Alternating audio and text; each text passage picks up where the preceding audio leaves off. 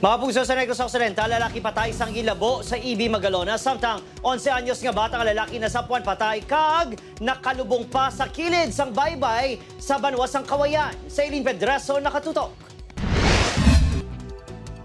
Isa ka adlaw matapos gindeklara nga missing na sapuan nga wala na sang kabuhi kag nakalubong sa balas sa baybay ang 11 anyos nga si Jayco sa Barangay Tiling, Kawayan kahapon Pebrero 9.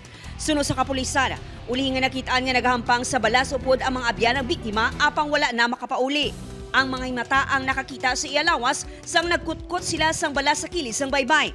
Dito mo lang siya sa lapit nila yan nakitaan, nalubong na or na natampukan, kamo na subong ang ginatigap namon kung sino ang mga ulisiba lang ang mga kabataan. Patay ang 49 anyos nga si alias Bongbong matapos ginlabo sang sospek nga si alias Joma 47 anyos sa Barangay San Isidro, EB Magalona. Suno sa kapulisan, pareho nga ahente sa pagmamakal sang kasapatan ang biktima kag sospek. Antis na tabo ang pagpanglabo, may transaksyon ang duha. May kaangtanan sa trabaho ang ginalantaw nga motibo sa pagpanglabo gamit ang ispading. Nagsungka sa kapulisan ng sospek nga magapangatubang sang reklamo nga murder.